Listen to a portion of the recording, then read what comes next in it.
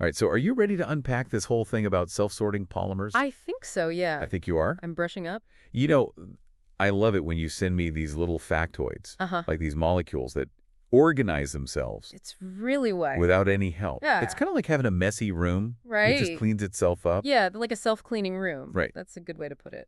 And you sent me these 5 points, and these are all from the Cocktail Party Chemistry podcast. Uh-huh. And they're hinting at some really cool potential applications. Yeah. Like self-assembling sensors, Mm-hmm. and then devices that can mimic nature's organization. Yeah. I'm intrigued already. Well, it's really cool stuff. Yeah, What are there? So self-sorting polymers are basically, Give it to me. they're these molecules that have this really incredible ability to like assemble themselves into these ordered structures Okay. all on their own And how do they do that? without any outside help or guidance. What's driving this question? So it all comes down to the forces between the molecules. Okay. Those little tiny interactions that we kind of glance over sometimes. Between. So we're talking about non-covalent bonds, Okay. like hydrogen bonding, van der Waals forces, all that good stuff. So not the strong bonds within the molecules. Not the strong bonds Above but the weaker between them. I got you. And this is where this whole field of supramolecular chemistry comes in. Okay. It's really all about understanding how these kind of weaker forces can lead to these really, really organized structures. So order out of chaos. Exactly. Like the title of that one episode. Yeah, totally. But why are the weaker bonds so important? So, Why not stronger bonds? yeah, that's a good question. You would think stronger bonds would be more stable. Right. You would think that, but here's the thing. Okay. The weaker bonds are actually more dynamic. Interesting. They can break and reform constantly, Okay. like a little molecular dance, Uh-huh. until they find like the most stable arrangement. It's Gotcha. kind of like Velcro. Okay. You know, it sticks together pretty well. Right. But you can pull it apart and like re-stick it if you want it. And that's a really good analogy. Yeah. Velcro is life. Yeah, it makes things a lot easier. So this molecular dance allows these polymers to self-sort. Exactly. Okay. And I'm guessing that this ability to self-sort is what leads to those complex structures, Yeah. those hierarchical structures. Exactly. Hierarchical structures Yeah. with multiple levels of organization. Well, hierarchical structures sounds familiar. Yeah. That's how nature builds things. Exactly. right? Like the great point. Like proteins and cells, tissues, organs. trees. Yeah. Trees are a great example. So we're essentially trying to copy nature with these self-sorting polymers. Yeah, basically mimicking nature's building blocks. And what's that called? That's called biomimetic assembly. Biomimetic assembly. That's a really hot area of research right now. Now that makes me think about those muscle-inspired adhesives that they talk about. Oh, yeah. Sticking to things underwater has always been a challenge. It's a huge challenge, and mussels have these amazing proteins that allow them to cling into rocks. It's crazy. Even in those rough ocean waves. Right. And scientists have been studying those proteins, and now they're using those similar principles to develop super strong adhesives that work in wet environments. Now we're talking. Yeah. That could have so many implications. Yeah. Think about surgery. Yeah. So Underwater construction. Underwater construction. It's mind-blowing. So many things. Yeah. This could really revolutionize a lot of industries. Oh, absolutely. It has huge potential. That biomimetic approach is really cool. It is really cool. Now, one of the most exciting applications you said is in the development of smart materials. Yes, smart materials. Okay, so very cool. What makes a material smart? So smart materials are basically materials that can sense and respond to their environment in a pre-programmed way. Oh, wow. So like imagine a self-assembling sensor that could detect pollutants in water. So instead of having to collect water samples and send them to a lab, exactly, we could just have these tiny sensors out there. Yeah, just have them out in the environment doing the work for us. Wow. Constantly monitoring. That's amazing. Yeah, and not only could they detect the pollutants, but they could also trigger a response. Okay. Maybe release a chemical to neutralize it. Oh, wow. Or send a signal back to us. That's amazing. To let us know what's going on. Okay, that's what I call smart. Right. So self-sorting polymers could really change the way we interact with the environment. Oh, absolutely. It's a game changer for sure. Wow. Yeah. And it doesn't stop at environmental monitoring. What else? They can also be used for things like self-healing structures. Self-healing structures. Yeah. Oh, man, I could really use that in my life. Uh-huh. My phone screen cracks just by looking at it wrong. I know the feeling. So imagine a material that could actually repair itself exactly when damaged. Like a crack in concrete. Okay. A tear in your clothes. Right. Scientists are actually using these self-sorting polymers to develop those kinds of materials. So how does that work? They take inspiration from how our own skin heals. Oh, really? Yeah. So do the molecules like know where the damage is and magically knit themselves back together? It's not magic, Okay. but it's pretty close. Okay. So one approach is to embed these tiny capsules filled with a healing agent within the material. Okay. And when the material is damaged, Okay. the capsules rupture. Okay. They release that healing agent, and that triggers a self-assembly process. So it's like having microscopic first aid kits. Yes. Embedded in the material itself. Exactly. That is incredible. It is pretty amazing. So what are the applications for that? Well, it goes beyond just fixing cracks. Okay. Think about self-healing coatings for aircraft. Okay, yeah. That could prevent corrosion. Right. Or even self-repairing medical implants. Okay. That would eliminate the need for repeat surgeries. Wow. Yeah, it's pretty amazing stuff. That is some real game-changing stuff. It is.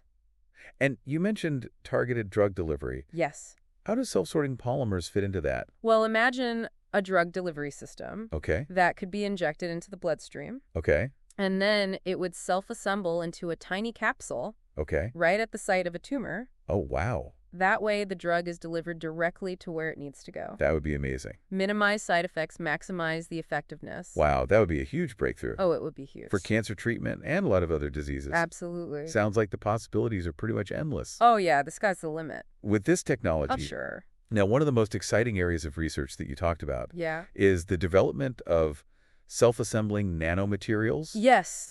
Nanomaterials. Okay, so break that down for me. Okay, so nanomaterials are basically materials that are engineered at the nanometer scale. The nanometer scale. Which is incredibly tiny. Okay. A billionth of a meter. Wow. And at that scale, materials can have these really unique properties that we can use for all sorts of things. So we're talking about manipulating matter at the atomic level. Basically, yeah. That's next level. It is pretty next level. Yeah. And one of the big advantages of using self-assembly to make these nanomaterials is that it's a way more efficient and precise way to build things. It's such a tiny scale. At such a tiny scale. That makes sense. Because it's really hard to manipulate things at that level. I can only imagine. It'd be like trying to build a house of cards with tweezers. Right, exactly. But with self-assembly, the molecules kind of do the work for us. So they organize themselves. They organize themselves into these intricate structures. So it's like having a team of microscopic robots. Yeah, you could say that. Working 24/7? Yeah. To build these nanomaterials? Exactly. That's really cool. And by controlling the environment and the building blocks, scientists can direct that self-assembly process. Wow. To create a whole range of different nanomaterials. With specific properties? With specific properties. What kind of properties? Well, we're talking about enhanced strength. Okay. Conductivity. Okay. Reactivity. Even the ability to interact with light in unique ways. So we can harness these properties for a lot of applications. Yeah. Tons of applications. What's what? More efficient solar cells. Okay. Targeted drug delivery systems.